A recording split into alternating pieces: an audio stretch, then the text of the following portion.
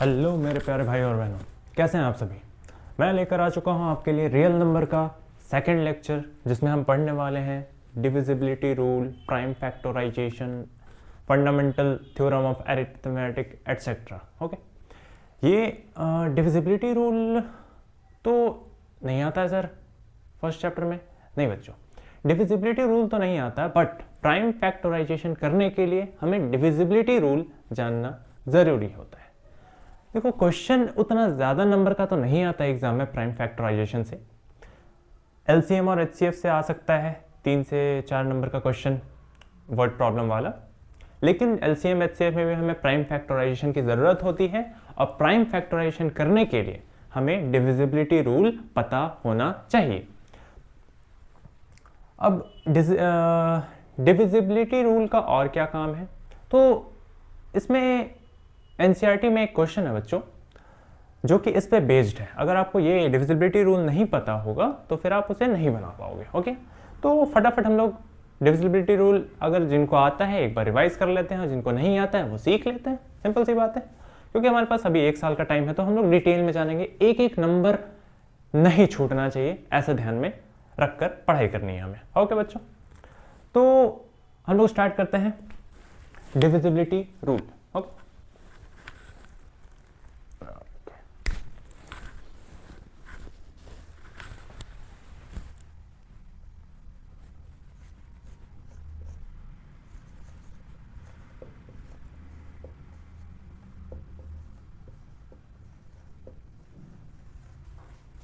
Divisibility rule. Okay बच्चों, first, कौन से नंबर 2 से डिविजिबल होंगे। डिविजिबिलिटी रूल का सिग्निफिकेंस समझो बच्चों, कि हमें डिवाइड नहीं करना। अगर कोई बड़ा सा नंबर आ जाए तो हमें ये पता होना चाहिए कि वो नंबर किस नंबर से डिविजिबल होगा, एग्जैक्टली डिविजिबल होगा। एग्जैक्टली डिविजिबल का मतलब उसमें कोई भी रिमाइंडर नहीं बचना चाहिए, मतलब रिमाइंडर 0 होना चाहिए।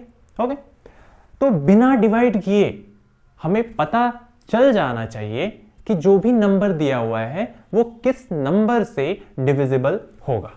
ये सिग्निफिकेंस है, ये इंपॉर्टेंस है डिविजिबिलिटी रूल का। तो देखते हैं, पहला हम लोग 2 से देखेंगे कि कौन से नंबर्स 2 से डिविजिबल होते हैं, कौन सा नहीं होते। ओके बच्चों, तो फर्स्ट में हम पढ़ेंगे डिविजिबिलिटी बाय 2।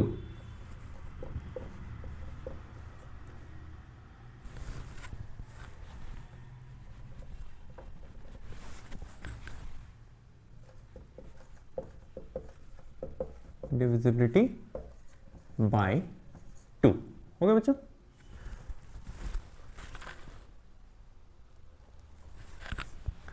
तो कौन से नंबर्स 2 से डिविजिबल होंगे। वो नंबर्स 2 से डिविजिबल होंगे जिनके लास्ट डिजिट इवन होते हैं।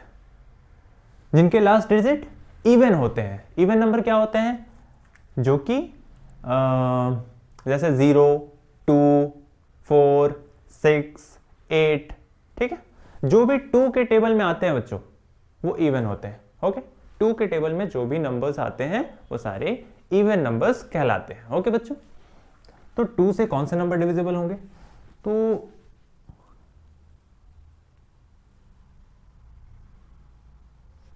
The numbers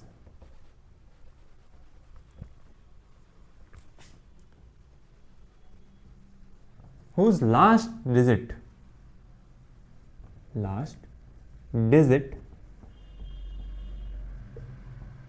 is even।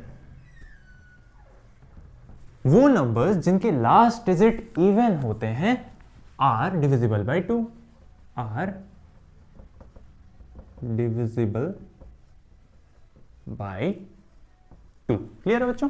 जैसे एग्जांपल लेते हैं। एग्जांपल, अगर मेरे पास नंबर है 2, 6, 8, 4, 3, 9 एंड 2। इतना बड़ा नंबर है बच्चों। अब मुझे चेक करना है कि ये नंबर किस नंबर से डिविजिबल होगा। तो सबसे पहले मैं चेक करूंगा क्या ये 2 से डिविजिबल है, क्या ये 2 से डिविजिबल है। तो क्या देखूंगा मैं, the numbers whose last digit is even। ऐसा नंबर जिसका लास्ट डिजिट, ये जो लास्ट डिजिट है बच्चों, ये क्या होना चाहिए, ये इवन होना चाहिए। तो क्या 2 इवन नंबर है? हाँ 2 इवन नंबर है। मैंने बताया था जो भी 2 के टेबल में आता है वो इवन नंबर कहलाता है। तो 2 जो है वो 2 के टेबल में आता है, करेक्ट। तो ये इवन नंबर है, मतलब लास्ट डिजिट अगर इवन हो गया तो ये पूरा नंबर 2 से डिविजिबल होगा। क्लियर है बच्चों? अगर लास्ट डिजिट इवन हो गया तो पूरा नंबर 2 से डिविजिबल होगा। ओके बच्चों, तो ये है 2 का डिविजिबिलिटी रूल। फिर हम लोग 3 का देखते हैं बच्चों, सेकंड पे। डिविजिबिलिटी रूल, डिविजिबिलिटी बाय 2, ठीक है।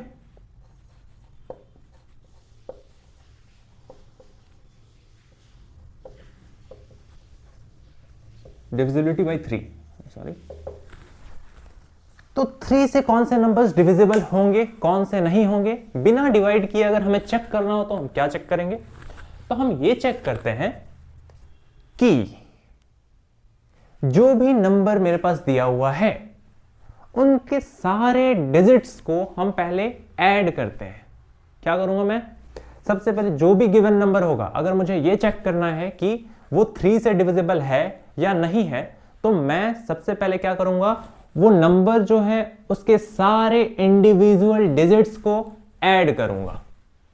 ओके, ऐड करने के बाद जो नंबर आया, अगर वो 3 से डिविजिबल होगा तो वो पूरा नंबर 3 से डिविजिबल होगा। क्या बोल रहा हूं, हवे में बोल रहा हूं, अभी एग्जांपल के साथ क्लियर हो जाएगा बच्चों। तो पहले मैं डेफिनेशन लिखता हूं। Okay, if sum of all digits of a number is divisible by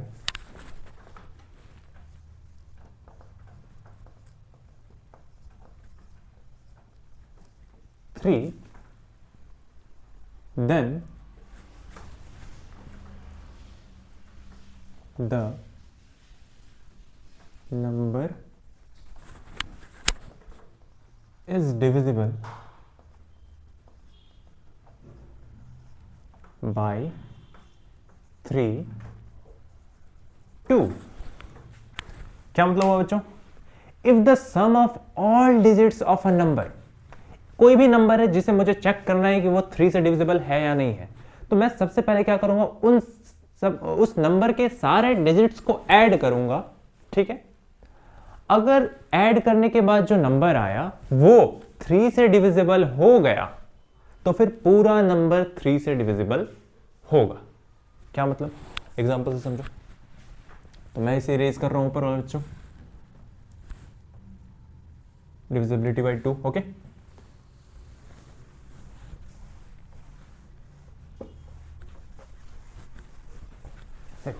तो एग्जांपल देखते हैं फटाफट। तो कोई नंबर मैं ले लेता हूं 2196342। ये बड़ा सा नंबर है, मुझे चेक करना है क्या ये 3 से डिविजिबल होगा। ओके, तो मैं क्या करूंगा, इनके सारे डिजिट्स को ऐड करूंगा, सारे डिजिट्स को ऐड करूंगा। तो ऐड करो बच्चों। तो ऐड करने पे क्या आ रहा है, 2 + 1 3, 3 + 9 12, 12 + 6 18, 18 + 3 21, 21 + 4 25, 25 + 2 27, राइट। तो इन सारे डिजिट्स को ऐड करने पे 2 + 1 + 9 + 6 + 3 + 4 + 2, ये आ रहा है 27। क्लियर है बच्चों? एक बार मैं रीचेक कर लेता हूँ। 3 9 12 12 6 18 18 3 21 21 और 4 25 25 7 27। ओके, तो 27 आ रहा है बच्चों ऐड करने पे। क्या 27 3 से डिविजिबल है?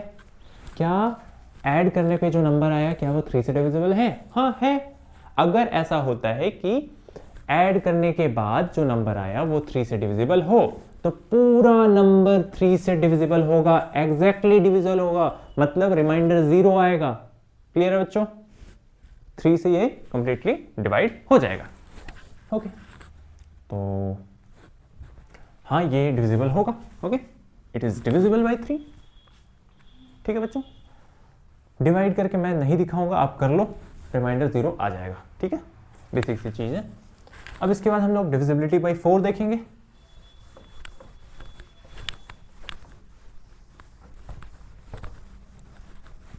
ओके, तो मैं एग्जांपल भी रेज कर रहा हूं।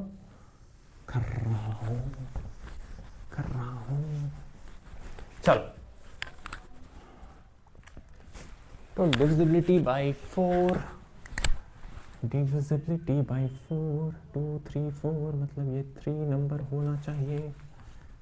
हाँ, तो डिविजिबिलिटी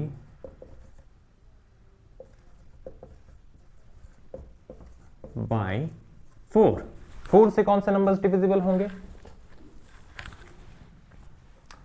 तो देखो बच्चों, 4 से वो नंबर डिविजिबल होते हैं, सबसे पहले उस नंबर को देखना, उसके बाद लास्ट के 2 डिजिट्स पे फोकस करना। ठीक है, लास्ट के 2 डिजिट पे अगर आप फोकस करोगे, अगर वो लास्ट के 2 डिजिट्स 4 से डिविजिबल होते हैं तो वो कंप्लीट नंबर, पूरा नंबर 4 से डिविजिबल होगा। ठीक है, फटाफट डेफिनेशन देखते हैं। इफ लास्ट 2 डिजिट्स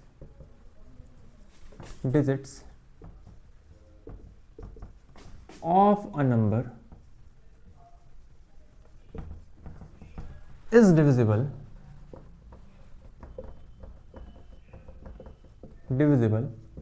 by 4, अगर लास्ट का 2 डिजिट डिविजिबल होगा, then whole number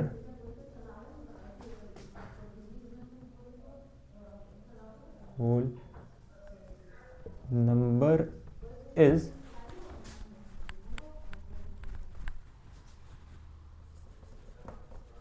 divisible by 4। Clear है बच्चों? अगर किसी नंबर का लास्ट 2 डिजिट 4 से डिविजिबल होगा तो वो पूरा नंबर, ये होल नंबर वो वाला होल नंबर नहीं है, फर्स्ट लेक्चर वाला होल नंबर नहीं है, 0 से इन्फिनिटी वाला होल नंबर का मतलब पूरा नंबर। ओके, तो whole number is divisible by 4, मतलब पूरा नंबर 4 से डिविजिबल होगा। क्लियर है बच्चों? इसके बाद एग्जांपल देखते हैं इसका फटाफट। तो एग्जांपल, फॉर एग्जांपल 6 4 3 2 4 3 2 8। देखो कितना बड़ा नंबर है। क्या ये 4 से डिविजिबल होगा? अगर मुझे चेक करना है क्या ये 4 से डिविजिबल होगा, तो सब कुछ भूल जाओ, लास्ट के 2 डिजिट पे फोकस करो अर्जुन की तरह। वहां एक आंख थी, यहां 2 आंखें हैं, 2 आंखें हैं।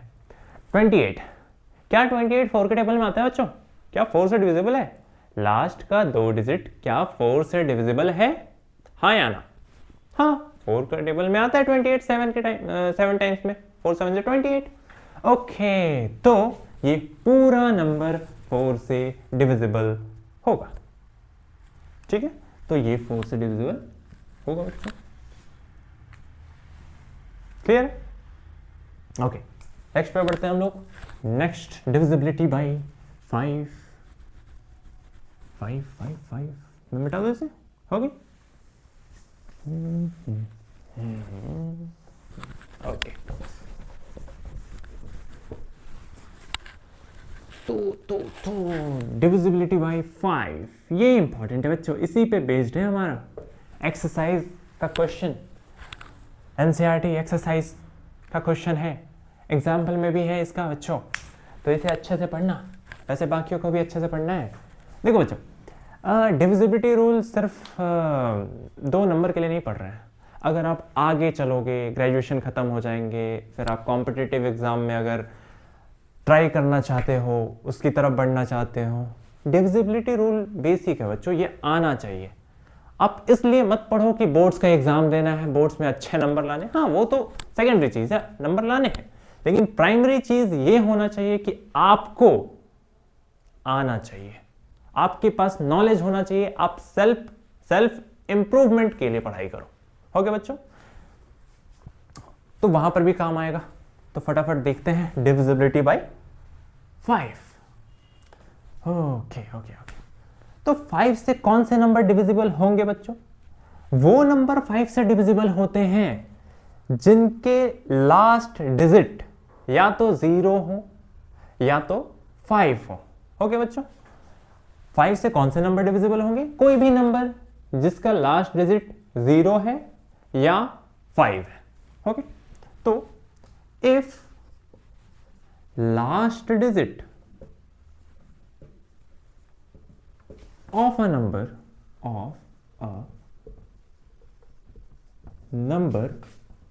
is 0 or 5,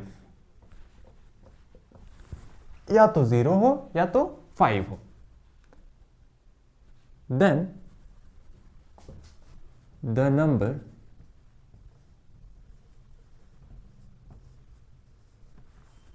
is divisible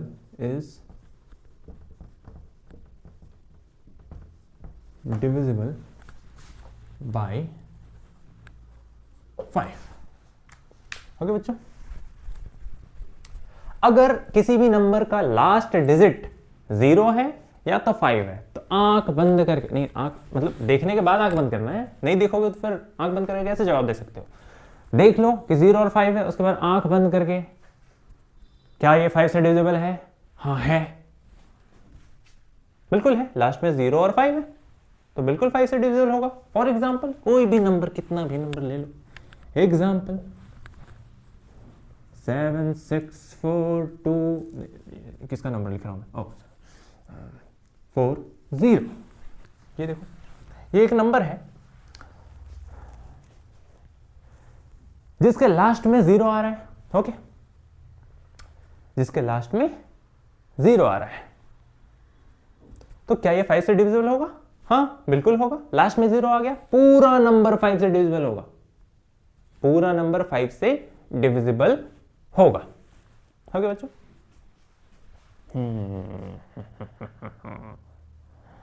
अच्छा ठीक है बच्चों, 5 से डिविजिबल तो होगा, लेकिन एक चीज और रिलेट करना, एक चीज लिंक करना, अगर ये 5 से डिविजिबल होगा, कोई भी नंबर अगर किसी नंबर से डिविजिबल होता है, ठीक है, जैसे फॉर एग्जांपल ये नंबर 5 से डिविजिबल है, तो मैं ये कह सकता हूं कि 5 जो है वो इस नंबर का फैक्टर है। ध्यान से समझो, लिंक करो दोनों चीज को, क्योंकि फैक्टर मैंने पिछले लेक्चर में बताया था, फैक्टर और मल्टीपल, वहां से लिंक करो। फैक्टर क्या होता है? जो नंबर को कंप्लीटली डिवाइड कर दे, ठीक है। तो 5 क्या कर रहा है? 5 इस नंबर को कंप्लीटली डिवाइड कर रहा है ना, तो मैं कह सकता हूं कि 5 इस नंबर का फैक्टर है या ना? बिल्कुल कह सकता हूं। फैक्टर क्या होता है, उसे अभी जो मैंने बताया उससे लिंक करो। फैक्टर होता है जो किसी नंबर को कंप्लीटली डिवाइड कर दे, ठीक है बच्चों, ये फैक्टर का डेफिनेशन है। 5 जो नंबर है वो इस नंबर को कंप्लीटली डिवाइड कर रहा है या नहीं कर रहा? हाँ, अरे 5 इसे कंप्लीटली डिवाइड कर रहा है, मतलब 5 क्या है? इसका फैक्टर है। तो इस नंबर का फैक्टर होगा 5। क्लियर है बच्चों? 5 जो होगा वो इस नंबर का फैक्टर होगा, क्योंकि 5 इसे कंप्लीटली डिवाइड कर रहा है। ओके, तो ये ध्यान में रखना बच्चों, इस कॉन्सेप्ट का काम आएगा। जो मैंने बताया था ना, एनसीईआरटी में क्वेश्चन है, उस क्वेश्चन को सॉल्व करने में ये कॉन्सेप्ट काम आने वाला है। ओके बच्चों, ओके, तो क्या ये नंबर 5 से डिविजिबल होगा? हाँ, क्योंकि लास्ट में 0 आ रहा है बच्चों। वैसे ही एक और नंबर एग्जांपल ले लेते हैं, 2 6 5 4 5। क्या ये नंबर 5 से डिविजिबल है बच्चों? तो लास्ट डिजिट पे फोकस करो। लास्ट डिजिट क्या है? 5। हाँ, ये डिविजिबल होगा 5 से। ओके बच्चों, क्योंकि लास्ट में अगर 0 हो और 5 हो तो पूरा नंबर 5 से डिविजिबल होता है। क्लियर है? ओके, तो ये नंबर भी 5 से डिविजिबल होगा, ये नंबर भी डिविजिबल होगा, ठीक है। मतलब 5 इस नंबर का भी फैक्टर होगा और 5 इस नंबर का भी फैक्टर होगा। क्लियर है बच्चों? ओके, तो मैं इसे इरेज करता हूं और आते हैं 6 पे। डिविजिबिलिटी का स्पेलिंग गलत है, DVGBI। कोई बात नहीं, ब्लू से लिख दिया मैंने, डिविजिबिलिटी। तो अब आते हैं डिविजिबिलिटी बाय 6 का क्या रूल है। तो डिविजिबिलिटी बाय 6 का क्या रूल है यार? ब्लैक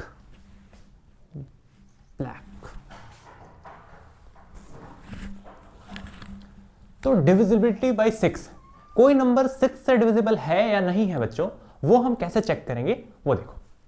तो देखो ये सिंपल सा है, इसमें ज्यादा कुछ नहीं जानना। अगर वो नंबर 2 से डिविजिबल होगा, अगर वो नंबर 2 से डिविजिबल होगा एंड वो 3 से भी डिविजिबल होगा, अगर कोई नंबर 2 एंड 3 दोनों से डिविजिबल हो तो वो नंबर 6 से भी डिविजिबल होगा। क्या बोला मैंने? डेफिनेशन लिखते हैं। If the number is divisible by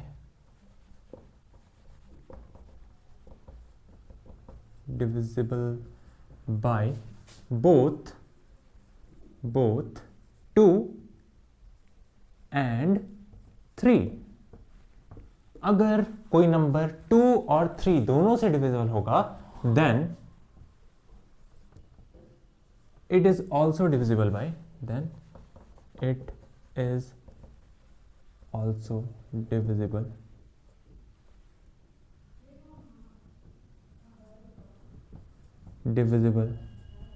by 6। अगर कोई नंबर 2 और 3 दोनों नंबर से डिविजिबल है तो वो 6 से भी डिविजिबल होगा बच्चों, ठीक है। एग्जांपल लेते हैं। तो इसके लिए तुम्हें 2 की डिविजिबिलिटी रूल याद होनी चाहिए और 3 की भी डिविजिबिलिटी रूल याद होनी चाहिए, जो कि अभी मैंने बताया था। क्लियर है बच्चों? तो एग्जांपल लेते हैं फटाफट। तो एक एग्जांपल ले लिया मैंने, क्या एग्जांपल ले लिया, तो मैं एग्जांपल ले लेता हूँ 4 2 3 1 6 2, ठीक है। ये रैंडम सा एक नंबर ले लिया मैंने। क्या ये 6 से डिविजिबल है, ये हमें चेक करना है। तो सबसे पहले चेक करो क्या ये 2 से डिविजिबल है। तो याद करो 2 से डिविजिबिलिटी के लिए क्या बताया था मैंने? लास्ट डिजिट इवन होना चाहिए, ठीक है। क्या लास्ट डिजिट इवन है? हाँ, मतलब ये तो 2 से डिविजिबल है। ओके बच्चों, इट इज डिविजिबल बाय 2, ठीक है। इट इज डिविजिबल बाय 2, ये 2 से डिविजिबल है। अब 3 से डिविजिबिलिटी चेक करो, ठीक है। 3 से डिविजिबिलिटी चेक करो। तो सारे 3 से डिविजिबिलिटी कैसे चेक करते थे बच्चों? तो कोई भी नंबर, जिस नंबर को हमें चेक करना है उसके सारे डिजिट्स को ऐड करते थे, हाँ या ना? ओके, तो सारे डिजिट्स को ऐड करो। तो 4 + 2 6, 6 + 3 9, 9 + 1 10, 10 + 6 16 एंड 16 + 2 18। क्या 18 3 से डिविजिबल है? हाँ, 18 3 से डिविजिबल है, ठीक है। 3 6 18 होता है ना, तो 18 3 से डिविजिबल है, मतलब ये पूरा नंबर 3 से भी डिविजिबल है। इट इज डिविजिबल बाय 3, ये 3 से भी डिविजिबल है। देखो 2 और 3 दोनों से डिविजिबल है। अगर दोनों से डिविजिबल है तो ये नंबर पक्का 6 से भी डिविजिबल होगा, है ना? अरे बोलो बोलो मेरे हीरो हीरा लाल। बाई 6, हाँ, तो ये 2 से भी डिविजिबल है, 3 से भी डिविजिबल है, तो ये 6 से डिविजिबल होगा बच्चों। तो मैं यहां पर लिख दूंगा therefore it is also divisible by 6, ये 6 से भी डिविजिबल होगा। तो अगर मुझे चेक करना है बिना डिवाइड किए, अगर मुझे चेक करना है कि कोई नंबर 6 से डिविजिबल है या नहीं है, तो मैं क्या बताऊंगा? 2 से डिविजिबल है, हाँ है। 3 से डिविजिबल है, हाँ है। तो ये 6 से भी डिविजिबल हो जाएगा। डिविजिबल होने का मतलब, फिर से मैं रिपीट कर रहा हूं, रिमाइंडर 0 एग्जैक्टली पूरा कट जाना चाहिए, कोई भी रिमाइंडर नहीं बचना चाहिए बच्चों, ठीक है? ओके सर, आगे बढ़ो, समझ गया? ओके ओके, तो मैं इसे इरेज कर रहा हूं, डिविजिबिलिटी बाई 6 हो गया। तो देखो बच्चों, 7 से डिविजिबिलिटी रूल पढ़ने की जरूरत नहीं है, वो हमें चेक करना पड़ता है। कोई नंबर अगर किसी से डिविजिबल नहीं है तो 7 से एक बार चेक कर लेना है बस, और उतना यूज नहीं है, ठीक है? तो 7 का नहीं पढ़ेंगे। ओके,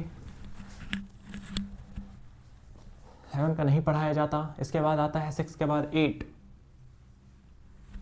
ब्लू से लिख दिया, कोई बात नहीं। तो कोई नंबर 8 से डिविजिबल है या नहीं है, ये कैसे चेक करेंगे? तो सिंपल है बच्चों, बताओ 4 से डिविजिबल का क्या रूल था? 4 से डिविजिबिलिटी का ये रूल था कि उस नंबर का लास्ट टू डिजिट 4 से डिविजिबल होना चाहिए। बस इसमें थोड़ा सा चेंज है, अगर कोई नंबर 8 से डिविजिबल है या नहीं है ये चेक करना है, तो उस नंबर का लास्ट 3 डिजिट चेक करना है। 4 वाले में क्या कर देते हैं? Last 2 digit.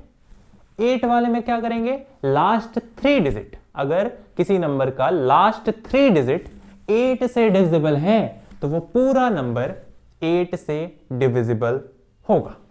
ओके बच्चों, तो देखते हैं, if last 3 digit 3 digits are divisible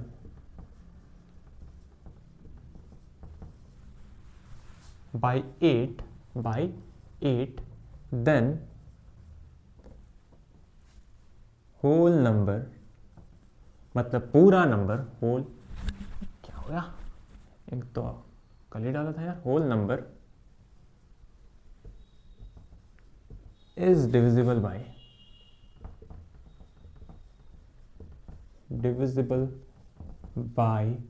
8। अगर किसी नंबर का लास्ट 3 डिजिट 8 से डिविजिबल है तो पूरा नंबर 8 से डिविजिबल होगा बच्चों। ओके, तो एग्जांपल फटाफट देखते हैं। एग्जांपल, तो 4 6 8 2 4 क्या ले लूँ 8 ले लेता हूँ, चलो 2 4 8। तो ये नंबर 8 से डिविजिबल है या नहीं है ये चेक करना है। तो चेक करो बच्चों कि लास्ट 3 डिजिट क्या ये 8 से डिविजिबल है? अगर हाँ तो ये पूरा नंबर 8 से डिविजिबल होगा। तो चेक करते हैं बच्चों, तो 248 है, तो 248 ऐसे काटना आता है बच्चों, ऐसे काटना आता है, ऐसे सीखना, ठीक है? अगर नहीं आता किन्हीं को तो ऐसे काटना सीखना है। ओके, कैसे सीखते हैं? ये तो सबको आता होगा, ये वाला 8 2 4 8 इस टाइप से डिवाइड करना तो आता है, लेकिन लेवल बढ़ाना है, इस टाइप से आना चाहिए। मुझे पता है काफी बच्चों को आता होगा, लेकिन जिनको नहीं आता कोशिश करो बच्चों, ठीक है? कैसे करते हैं? रिलेट करना, इन दोनों पे रिलेट करना। क्या करते हो? पहला डिजिट देखते हो, क्या ये 8 से छोटा है? हाँ छोटा है, तो एक और नंबर लेते हो, तो 24 लेते हो। 8 3 ज़ा 24, यहाँ ऐसे लिखते हो, कट गया, और यहाँ पर ऐसे बचा 8 बचा, ठीक है? उसके बाद क्या करते हो? 8 1 ज़ा 8 ऐसे करते हो। यही सेम चीज करेंगे वहां पर, लेकिन वहां पर दिमाग में कैलकुलेशन होगा, ठीक है? 8 के टेबल में 2 आता है? नहीं आता, तो बगल वाले को भी ले लो। 24 आता है? हाँ सर 3 टाइम्स में आता है, तो 8 3 ज़ा 24। क्या कुछ बचा? नहीं बचा, पूरा कट गया। तो बगल में जो 8 है उसको आप उठा लो। 8 के टेबल में 8 कितने बार में आता है? 1 बार में, तो 1, तो 31 बार में ये कट जाएगा। ओके बच्चों, यहाँ पर भी वही आया था। मतलब लास्ट 3 डिजिट जो है वो 8 से डिविजिबल है। हाँ, लास्ट 3 डिजिट 8 से डिविजिबल है। तो अगर लास्ट 3 डिजिट डिविजिबल है तो ये पूरा नंबर 8 से क्या होगा, डिविजिबल होगा, हाँ या ना, ये पूरा नंबर 8 से डिविजिबल होगा। ठीक है सर, ओके सर, समझ गया। तो फटाफट इसको भी इरेज करते हैं और पहुंचते हैं 9 पे। ओके,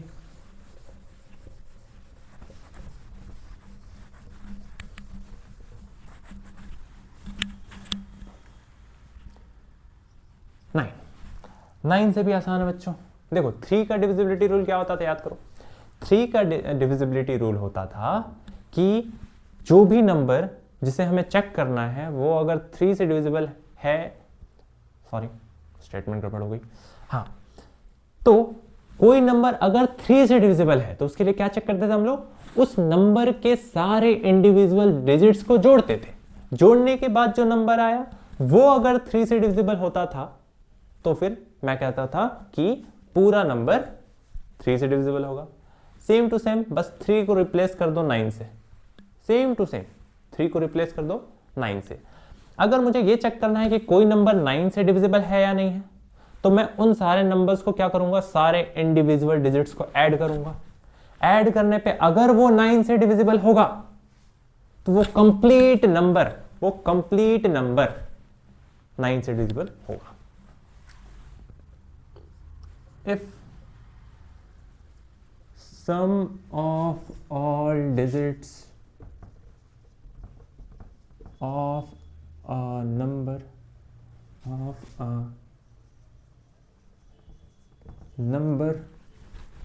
is divisible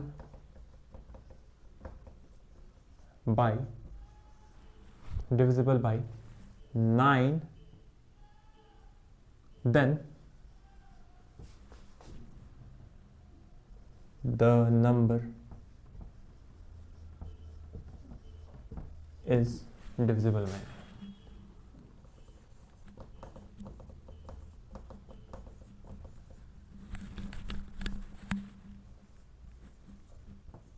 ओके बच्चों, इसके बाद मैं इंक डालूंगा। ओके, इसे कंप्लीट कर लेते हैं उसके बाद। ओके, तो कोई नंबर, इसका एग्जांपल देखते हैं फटाफट। तो एग्जांपल, कोई नंबर है, रैंडम सा एक नंबर ले लेते हैं। रैंडम सा तो नहीं लेता हूँ सर मैं कैलकुलेट करके लेता हूँ कि वो डिविजिबल होगा तभी लूँगा चालाक बन रहे हो। चलो 2 8 2 8 10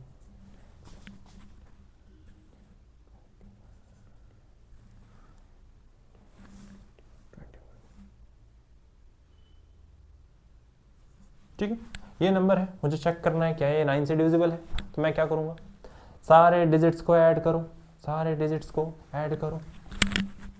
2 + 8 + 9 + 2 + 6 इज इक्वल टू कितना आ रहा है, 8 + 2 10 + 9 19 + 2 21 21 + 6 27 कैलकुलेट कर लिया था मैंने पहले ही ऐसे एग्जांपल थोड़ी दिया ओके। तो 27 आ गया। क्या 27 9 के टेबल में आता है बच्चों? हाँ आता है। अगर सम ऑफ डिजिट्स जो भी आया वो 9 के टेबल में आता है, 9 से डिविजिबल है, मतलब ये कंप्लीट नंबर 9 से डिविजिबल होगा। तो हाँ सर, ये कंप्लीट नंबर 9 से डिविजिबल होगा क्योंकि 27 जो है वो 9 से डिविजिबल है। क्लियर है बच्चों? सिंपल सा, जैसे डिविजिबिलिटी बाय 3 जो है वो इससे रिलेटेड है। ओके ओके सर, तो जल्दी से आगे बढ़ते हैं। लास्ट फिर करते हैं डिविजिबिलिटी बाय 10, वो तो सबको आता होगा।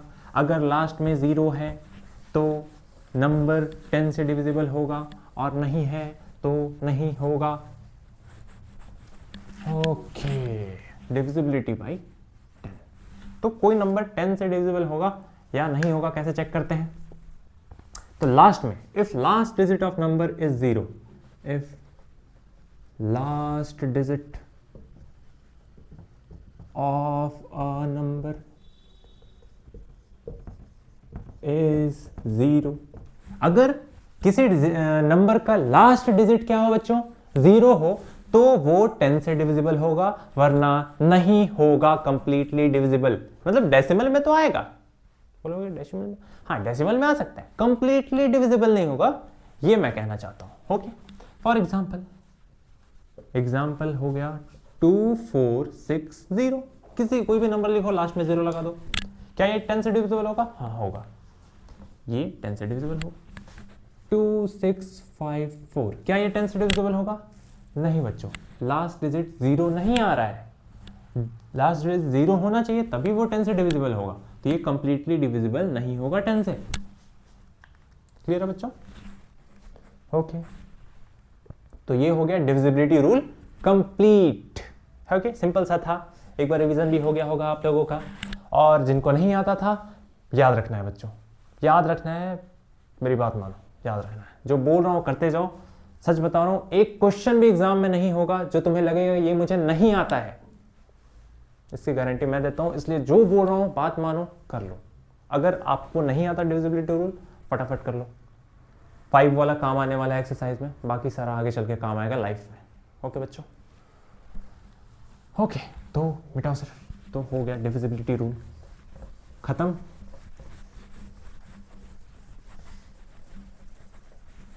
अब डिविजिबिलिटी रूल के बाद हम लोग पढ़ेंगे, क्या पढ़ेंगे?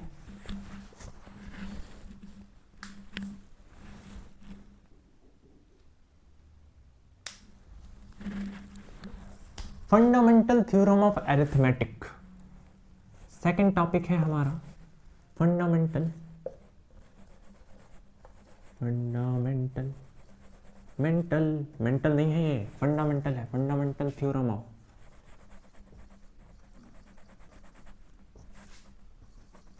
Arithmetic.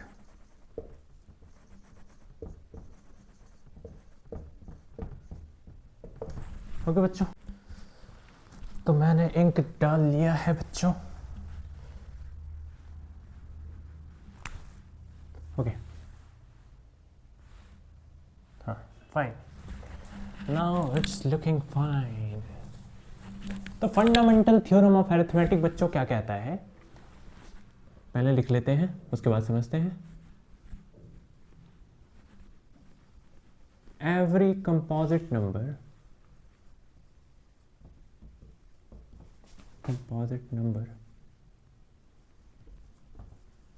can be expressed, can be uniquely expressed, uniquely expressed as the product of prime factors, except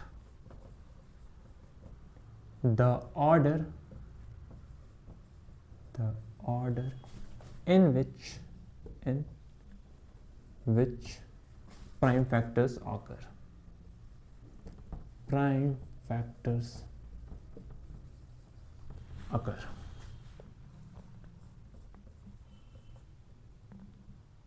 okay बच्चों, तो प्राइम फैक्टर्स,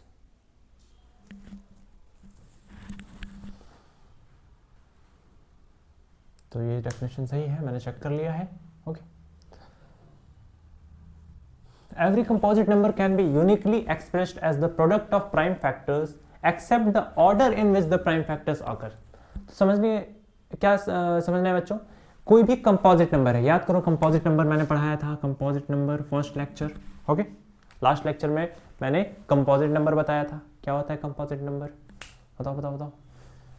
वो नंबर जिसके 2 से ज्यादा फैक्टर्स हो, वो नंबर जिसके 2 से ज्यादा फैक्टर्स हो, ठीक है, उसे हम कंपोजिट नंबर कहते हैं। तो किसी भी कंपोजिट नंबर को, अलग अलग कंपोजिट नंबर्स हो सकते हैं, 4, 6, 8, है ना, बहुत सारे कंपोजिट नंबर हैं। तो हर कंपोजिट नंबर को जब हम लोग प्राइम फैक्टराइजेशन करेंगे, हर कंपोजिट नंबर का जब हम लोग प्राइम फैक्टराइजेशन करेंगे, तो उनका जो फैक्टर्स आएगा वो सब यूनिक होगा। हर एक नंबर का प्राइम फैक्टर यूनिक होता है, अलग अलग होता है, ठीक है, यूनिक, अपना स्पेशल। मतलब अगर एक कंपोजिट नंबर है उसका प्राइम फैक्टर तुमने किया, ठीक है, प्राइम फैक्टर तुमने किया, उस प्राइम फैक्टर में कुछ ना कुछ स्पेशलिटी होगा जो बाकी कंपोजिट नंबर के प्राइम फैक्टर्स में नहीं होगा। ओके बच्चों,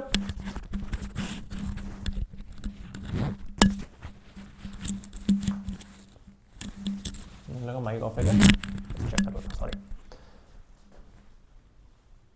किसी एक कंपोजिट नंबर का जो भी प्राइम फैक्टर है वो यूनिक है, वैसा प्राइम फैक्टर किसी और नंबर का दुनिया में नहीं हो सकता। ठीक है बच्चों, यही है fundamental theorem of arithmetic. Example के साथ समझाता हूं। तो एग्जांपल देखो बच्चों, मान लो एक नंबर मैं ले लेता हूं, चलो एक नंबर ले लिया सिंपल सा 100, ठीक है। इसका हम लोग प्राइम फैक्टराइजेशन करते हैं। तो प्राइम फैक्टराइजेशन कैसे करते हैं बच्चों, कैसे करते हैं बताओ। तो यहाँ पर 100 ऐसे लिखते हैं, प्राइम फैक्टराइजेशन करना सीख लो अगर नहीं आता है तो। ऐसे लिख दिया,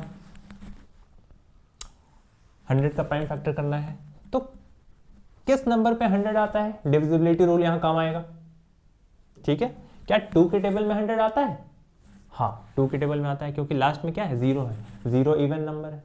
ठीक है बच्चों, तो 2 से जाएगा पहले, तो 2 के टेबल में 2 5 10 एंड 0 है तो 0, 2 0 0। ओके, अगेन ये 2 से फिर से जाएगा क्योंकि लास्ट में इवन है, ये देखो, तो 2 2 4 एंड 2 5 10। क्लियर है बच्चों, 2 2 4, 5 था यहाँ पर, 4 हट गया तो 1 बचा, 1 और 0 10, तो 2 5 10 एंड 5 टाइम्स 5 इज 25 एंड 5 से 1 बार में चला जाएगा ये। ओके बच्चों, तो ये इधर जो आ गए ना, इसे प्राइम फैक्टर्स कहते हैं। किसके प्राइम फैक्टर्स? 10 के प्राइम फैक्टर्स। ओके बच्चों, ये सारे नंबर्स 10 के प्राइम फैक्टर्स हैं। मतलब मैं 100 को, सॉरी 10 के प्राइम फैक्टर्स नहीं, 100 के प्राइम फैक्टर्स। ओके, तो मैं 100 को क्या लिख सकता हूं, 2 into 2 into 5 into 5 into 1। Clear है बच्चों, तो मैं 100 को लिख सकता हूं 2 इंटू 2 इंटू 5 इंटू 5 इंटू 1।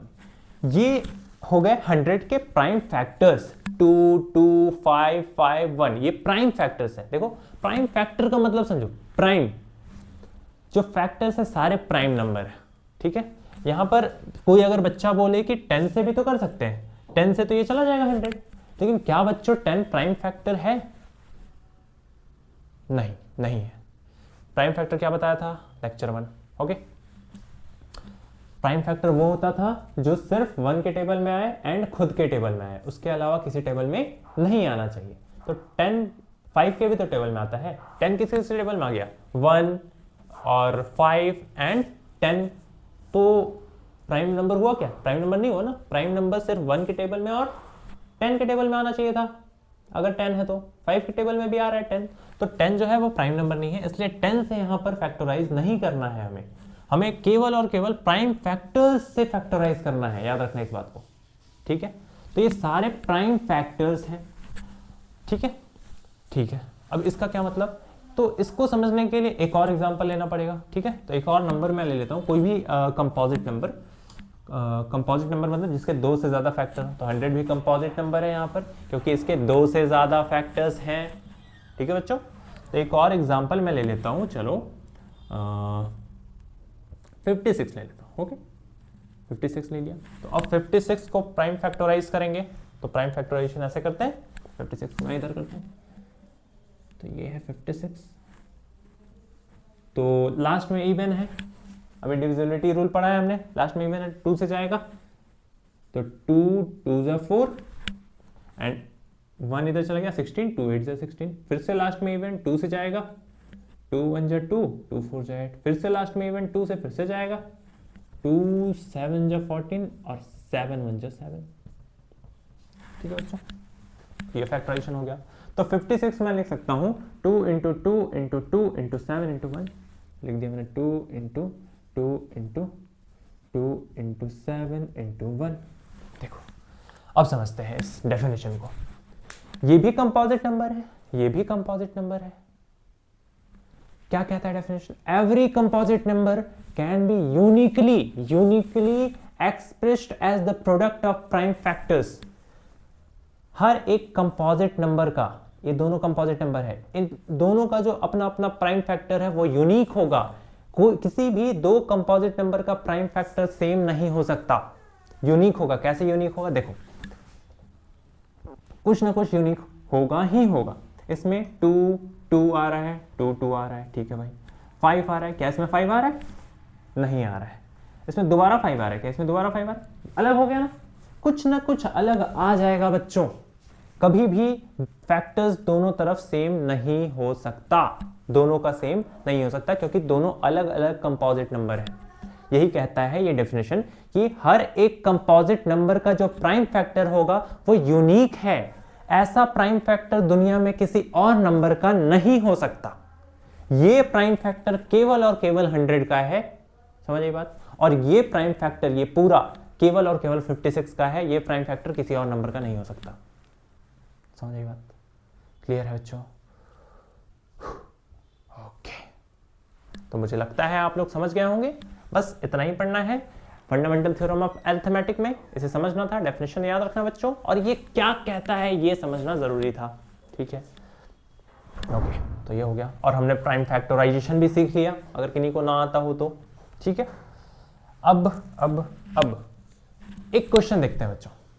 अभी हमने जो पढ़ा एनसीईआरटी का, जो मैं बोल रहा था एग्जाम्पल का क्वेश्चन है, एंड एक्सरसाइज में भी एक क्वेश्चन है, वो है डिविजिबिलिटी रूल पे बेस्ड।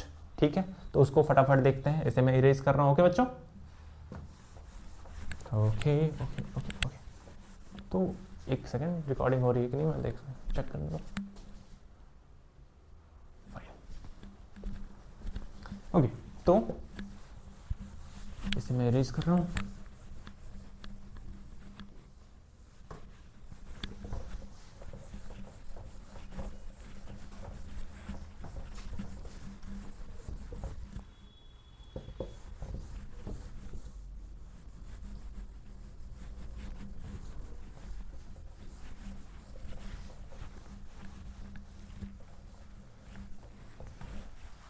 ठीक है बच्चों, तो हम लोग एक एग्जाम्पल देखते हैं, क्वेश्चन देखते हैं। तो क्वेश्चन है, so that any number of the form 4 to the power n। मैं फटाफट क्वेश्चन यहाँ पे लिख दे रहा हूँ। सो that any number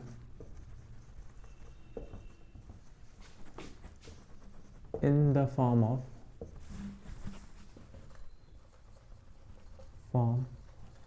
4 to the power n,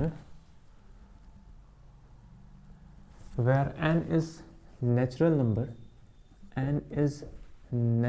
ये बिलोंग्स टू का साइन है बच्चों, मतलब n इज नेचुरल नंबर होता है इसका। ठीक है, तो इस पे कंफ्यूज नहीं होना।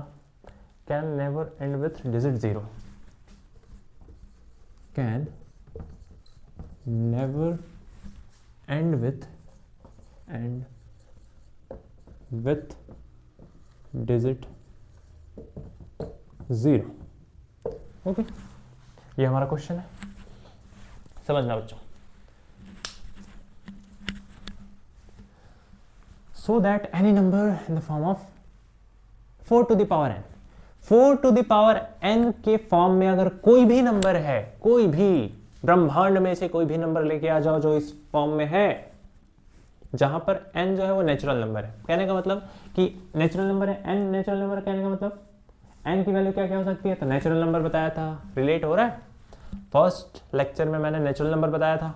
तो ऐसे ही बच्चों आप लोग को लग रहा होगा बेसिक।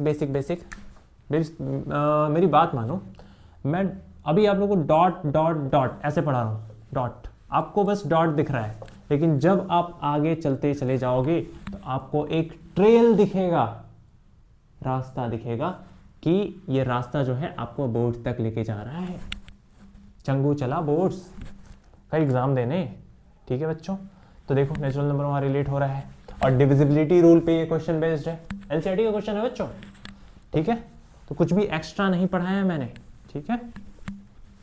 एक्स्ट्रा कहने का मतलब फालतू, मतलब ऐसा थोड़ी, पढ़ने के लिए तो 12 का भी साइंस पढ़ सकते हैं, लेकिन अभी नहीं पढ़ेंगे ना, अभी हमारे लिए ये जरूरी है।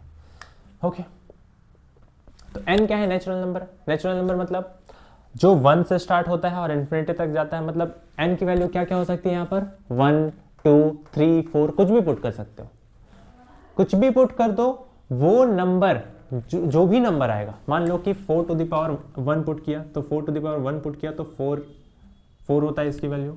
4 टू द पावर 2 पुट करो तो 4 टू द पावर 2 पुट करोगे तो 4 इंटू 4 हो जाएगा, ये 16 हो जाएगा, ठीक है। 4 की पावर 3 पुट करोगे, 2 बार इज इक्वल टू हो गया, तो 4 की पावर अगर आप लोग 3 पुट करोगे तो 4 इंटू 4 हो जाएगा, तो 16 4 से 64 होता है, एंड सो ऑन। ऐसा कोई भी नंबर अगर आप ये करते हो 4 5 6, इसके बाद n की वैल्यू पुट करते जाओ, ये सारे नंबर्स 4 16 64, ये जो होगा डिविजिबल, इसके लास्ट में 0 नहीं आएगा। देखो यहां पर 0 आ रहा है, so that any number 4 to the power n जो है उसको सॉल्व करो, कोई भी ऐसा नंबर नहीं होगा जिसके लास्ट में 0 आ रहा हो। क्या यहां पर 0 आ रहा है लास्ट में? नहीं आ रहा है। क्या यहां पर 0 आ रहा है लास्ट में? नहीं आ रहा है। क्या यहां पर 0 आ रहा है? नहीं आ रहा है। ऐसे तुम कोई भी नंबर, यहां 3 के बाद 4 लो, 5 लो, 6 लो, 7 लो, 8 लो, 1000 ले लो, लास्ट में 0 नहीं आएगा, ये हमें दिखाना है। तो ऐसे हर नंबर को तो मैं चूज नहीं कर सकता, सॉरी,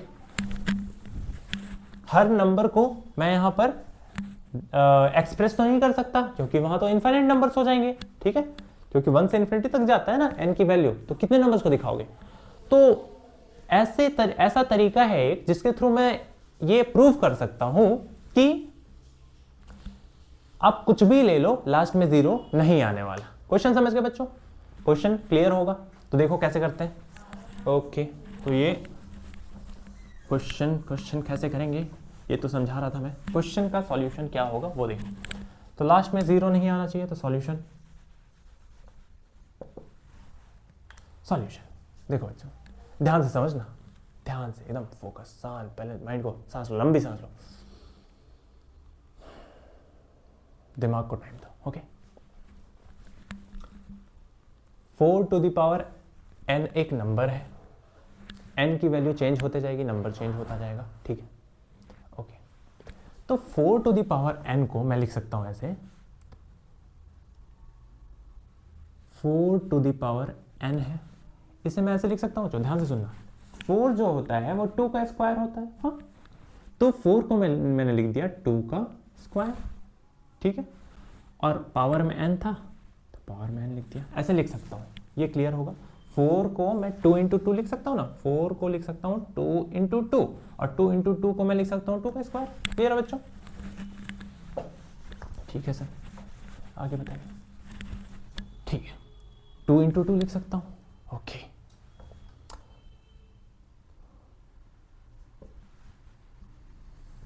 तो या फिर इसको 2 इंटू 2 ही लिख दो, चलो 2 इंटू 2 का पावर n लिख दो, ठीक है, 2 इंटू 2 का पावर n लिख दो।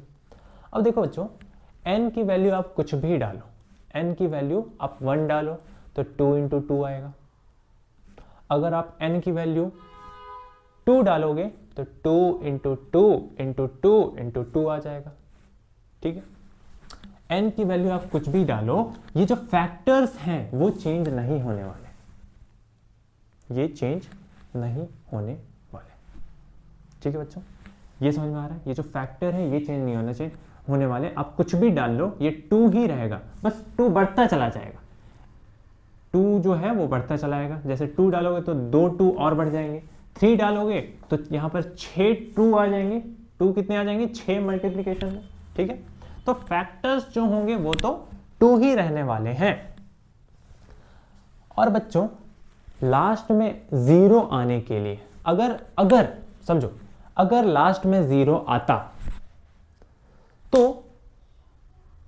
मैं कह सकता था कि 4 टू द पावर n जो है वो 5 के टेबल में आएगा।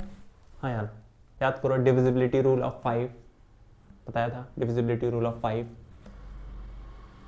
कि अगर किसी नंबर का last digit and with digit 0, मतलब बोल रहा है कि इसका लास्ट डिजिट 0 होना चाहिए, ऐसा प्रूव करो।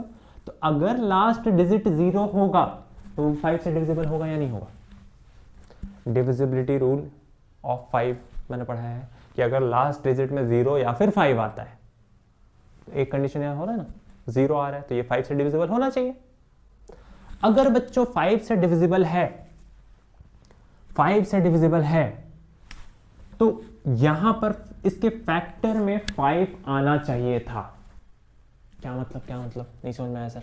देखो एग्जांपल समझो, देखो सिंपल सा एग्जांपल समझो। एक एग्जांपल लिया 6, ठीक है, 6 लिया, मुझे पता है 6 जो है वो 2 से डिविजिबल है, 2 से डिविजिबल है, ठीक है बच्चों। अगर ये 2 से 6 जो है वो 2 से डिविजिबल है, मतलब ये कंफर्म है कि 6 के टेबल में 6 के फैक्टर्स में 2 आएगा ही आएगा। 6 का एक फैक्टर जरूर 2 होगा।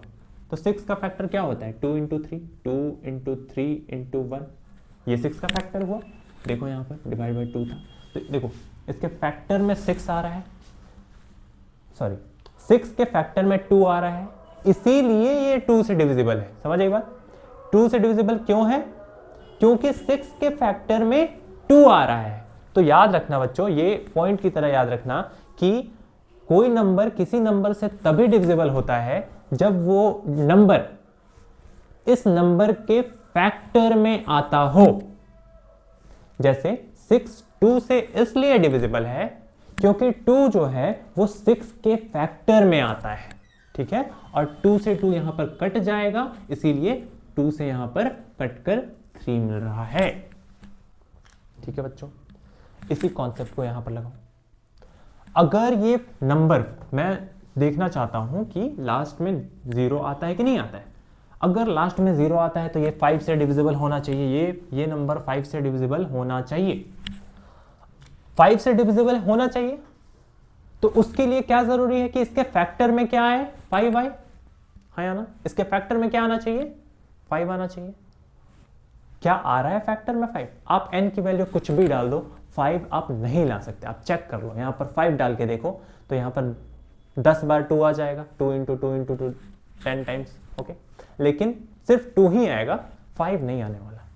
फैक्टर में 5 नहीं आ रहा है तो ये हो ही नहीं सकता है कि ये जो है वो 5 से डिविजिबल होगा, क्योंकि फैक्टर में 5 नहीं आ रहा है।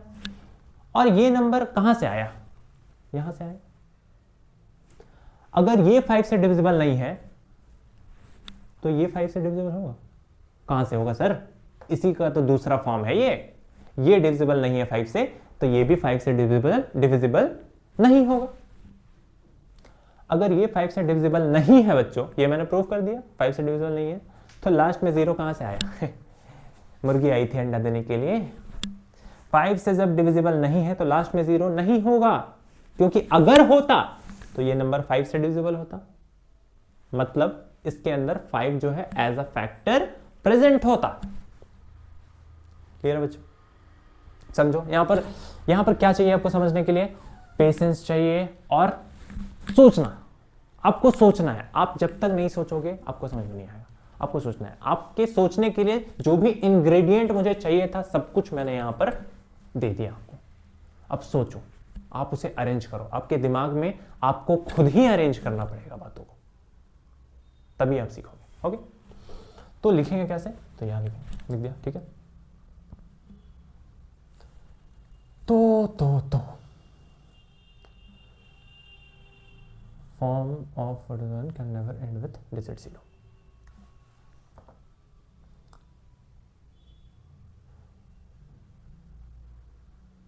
तो यहां पर मैं लिख सकता हूं, इसमें फैक्टर नहीं है ना 5 फैक्टर नहीं है, तो क्या ये 5 से डिविजिबल होगा? नहीं होगा। तो मैं लिख सकता हूं 5 ऐसे लिख दो बच्चों, एक स्टेटमेंट ये लिख दो कि अगर लास्ट में 0 है तो ये डिविजिबल होना चाहिए 5 से। ठीक है बच्चों, तो मैं लिख रहा हूं यहां पर, मैं लिख रहा हूं if 4 to the power n ends with digit 0। अगर ऐसा होता है इसका मतलब देन, इसका मतलब क्या होना चाहिए बच्चों? इसका मतलब ये होना चाहिए then it should be divisible by 5, it should be divisible by 5, then it should be divisible, इसे मैं इरेज कर रहा हूं बच्चों, डिविजिबल बाय 5, ये 5 से डिविजिबल होना चाहिए, then it should be divisible by 5। या फिर और मैं इसी को लिख सकता हूं, अगर वो 5 से डिविजिबल है तो इसके फैक्टर में 5 आना चाहिए, हाँ या ना?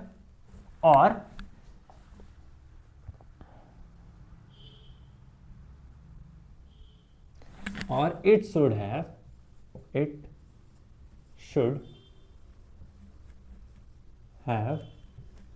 5 as a factor, 5 as a factor.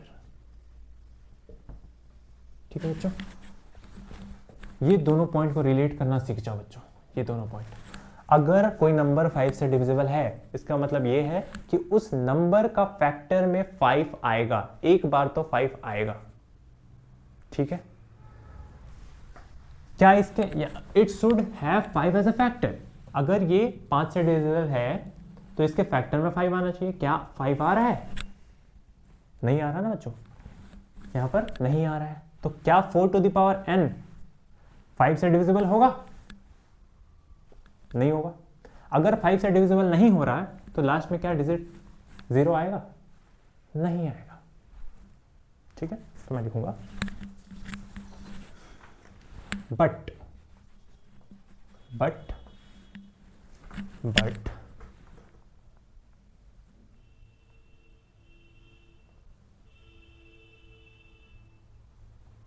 5 is not present in the factor of